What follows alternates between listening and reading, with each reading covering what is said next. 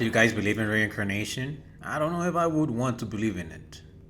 I mean, one time is usually enough. But most religions that are not Judeo-Christian religions, they actually do believe in reincarnation. But for Catholics, Protestants, evangelists, and all other denominations from the western side of the planet, it's not even allowed. You get one life, one death, one judgment. But a little boy from Louisiana might be the one case that challenged this belief. This is not a ghost story, not a possession story, not a haunting. This is a real case. It starts with a little boy in Louisiana, age 2, with a horrible recurrent nightmare, who began to reveal details that no toddler should know. Details about World War II, about aircraft carriers, about specific fighter airplanes, about specific pilots, and about specific battles. Until his Christian parents slowly became convinced that something strange was going on. So very convinced that even against their own religion's beliefs, they started researching the events that their toddler was referring to. What they found led them to a dramatic story of World War II heroics from a pilot named James Huston, who died in 1945. This is the reincarnation case of James Leininger, the boy who remembered his death. The year is 2000. Bruce and Andrea Leininger live in Lafayette, Louisiana. They're a Christian family, conservative, tight-knit, no interest in the paranormal, and no belief in reincarnation. Their son James is 2 years old. He's cute, curious, energetic. He plays with toys, planes, like a lot of boys do. He watches cartoons. He likes trucks and dinosaurs. One night Andrea hears a scream, the kind that makes your blood turn cold before you even open your eyes. She rushes into the room and she finds James thrashing the bed, kicking, clawing at the air, trying to push something off of him. He screams, airplane on fire, a little man can't get out. Over and over and over. Andrea grabs him and holds him, rocks him, but his eyes aren't focusing. He's lost inside his nightmare. The next morning she decides this event might just be a one-time thing. But it isn't. The nightmares keep coming, several weeks. Always the same words. And the way he moves, it's always the same too, as if trying to escape from something. He kicks like he's trapped. He pushes at his chest like if he's stuck. And he twists himself like if he's trapped in a cockpit. Andrea starts asking questions. Baby, what are you dreaming about? The toddler answers, it's me, the little man. I cannot get out of the airplane. This terrifies her, not because of ghosts or past lives, but because she cannot understand why her little boy is having this kind of nightmares. They don't watch violent movies in front of him, and this is a 2-year-old. There is no reading material that can cause this. They don't play war games. They live a clean Christian life. And where would he get these ideas? Weeks pass, months pass, but the nightmares continue. And slowly new details emerge. One day, Bruce and James are at a toy store. Bruce picks up a toy airplane and says, "Look, James, it is a bomber." James, 2 years old, corrects him. "No, Daddy, that's not a bomber. That's a Corsair." And Bruce freezes. It was a F-4U Corsair, a World War II fighter aircraft with those distinctive bent wings. That one. It is not something a toddler learns from cartoons or TV, but he brushes it off, but it eats at him. Then one day Andrea is playing with James on the floor. She shows him another model airplane and asks, "Where does this fly from?" And James says, "It flies from a boat." "What boat?" "The Natoma." And Natoma, there is no Natoma in their lives. No book, no movie, no toy. So Andrea asks, "What's Natoma?"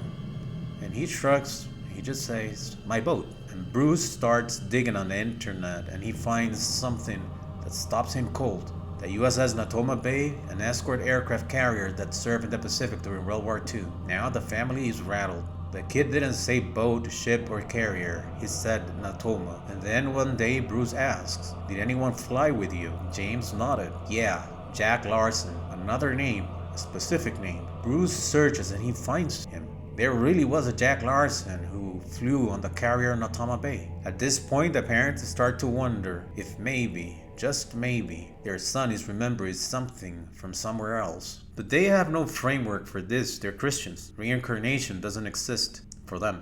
Bruce becomes obsessed with solving this mystery, not because he believes in past lives, but because he wants his son's nightmares to stop.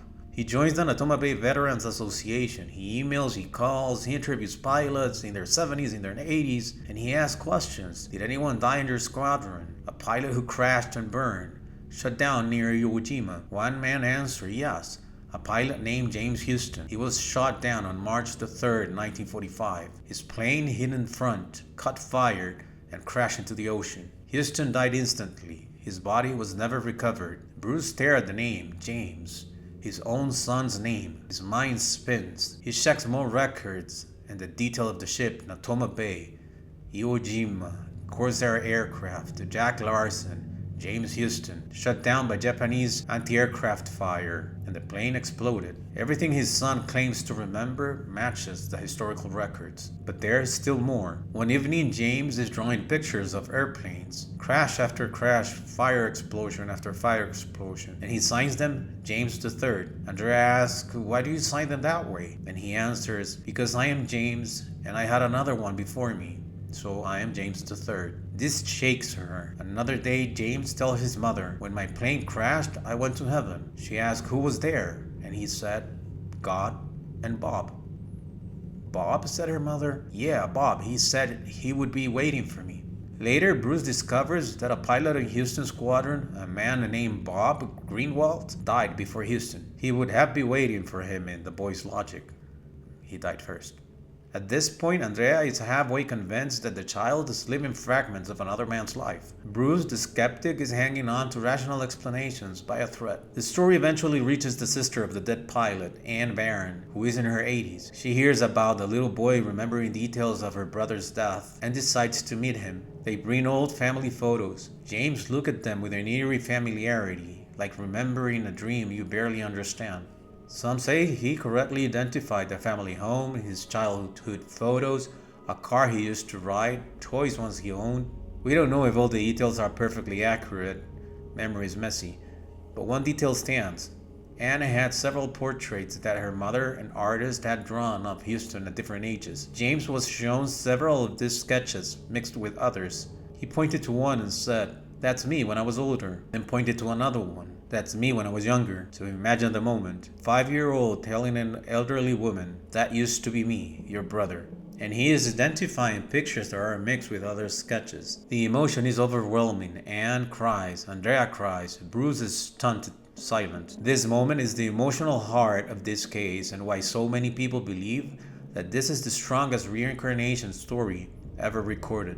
Now that the family believes that Houston may be the previous identity of their child, Bruce, the father, digs into the carrier itself. The USS Natoma Bay was a small, fast escort carrier, not as big as the famous Essex-class carriers, but heavily involved around the Philippines, Taiwan, and Iwo Jima. It carried scout planes, fighters, and sometimes corsairs, and the crew saw heavy action. Houston belonged to the VC-81, a composite squadron. They flew ground support, bombing raids, and air cover missions during the invasion of Iwo Jima. On March 3rd of 1945, they were flying low, and Japanese anti-aircraft batteries opened fire. Houston's plane was hit in the engine. It burst into flames. It cartwheeled into the ocean. Veterans described the crash as instant, violent, and no chance of survival. Little James described it the same way, over and over, night after night. Another strange detail that happened is that James had 3 G.I. Joe dolls. He named them James, Jack, and Billy. Later, Bruce discovered that Houston's unit had a pilot named Jack Larson, another one named Leon Connor, and the third one named Billy Peeler. This becomes another coincidence that believers cling to. But skeptics later argue that this could be random, misremembered, influenced by the parents, or names the family came across during their research. Still, it adds to the mystery. By now, the family have enough coincidence to fill a book, and they do exactly that. They write a book. By age 5, James stops having the nightmares. He grows out of them, and his parents write a book, Soul Survivor, the reincarnation of World War II fighter pilot, and it becomes a sensation. Documentaries, talk shows, news segments. People around the world decide reincarnation is real because of this case. But then, there is always a but. When you step back and study the timeline, the real timeline, not the TV version, something uncomfortable appears. Something doesn't add up. Something that makes the entire story different. And usually this is where the debunk begins, my friends. So now let's break down the truth. Like no supernatural explanation, no paranormal spin, just logic, psychology, and the messy way human memory works. The story usually is told like this, that they never talk about World War II, that they never watched movies about it, that he had no exposure to it. But that's false. Bruce owned a World War II airplane book, watched aviation documentaries, attended air shows, discussed planes with passion, and displayed aircraft models at his home. On one of the air shows, the Sertoma Cahoon Air Festival, Sertoma and Natoma, you know where we're going with this? Well, they had replicas of World War II fighters on display near their home. And this environment absolutely influenced the child. And then is the smoking gun. Bruce bought a documentary called Blue Angels Around the World at the Speed of Sound in 1993. And the first part of the video contained 10 minutes dedicated to World War II. Footage of planes taking off from carriers, crash landings, burning aircraft, pilots dying, battles in the Pacific. It also showed pilots, squadron roll calls, ship carriers, operations, Japanese anti-aircraft fire. James watched this video over and over. They even said it was his favorite. So, fire, planes hitting the water, Japanese enemies, carriers, pilots, crashes, imagery, sea battles, all in the mind of a 2-year-old toddler. Everything from his nightmares existed in a 10-minute clip. And this alone could explain the nightmares. Yeah, whenever I'm close to believe, the bomb drops.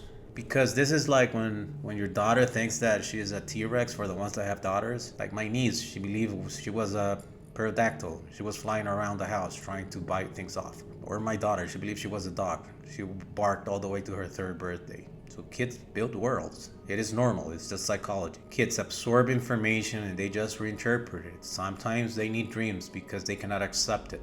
Like the violence James was watching in those movie clips. And a child that was exposed to war imagery and airplanes became the pilot in the nightmare. That's just how trauma works. Jack Larson was in the Blue Angels documentary.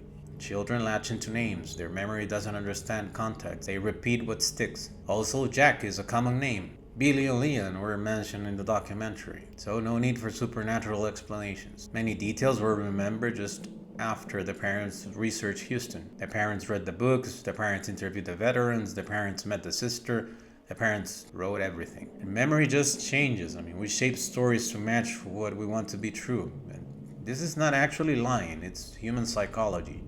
At some point you believe what you want to believe. You remember what you want to remember. By the time James met Huston's sister, the family already believed in the past life theory. The sister was aware of the claim. Emotions were running high. The child, he didn't recognize the portraits. He just pointed at them when prompted to. Human beings want meaning, especially when in grief. The sister, hope, the parents saw validation, and the boy just played out the adult cues. Again, this is normal child behavior. But the family, being Christians, gave the whole theory of reincarnation some kind of validity. In theory, they didn't want it to believe. In practice, they did. And even though in Christianity there is no reincarnation, there is a heaven, soul, spirit's journey, divine purpose, signs, and miracles. So when a child says, I died and came back, the interpretation suddenly becomes a spiritual, a miracle. So what do we do with this story?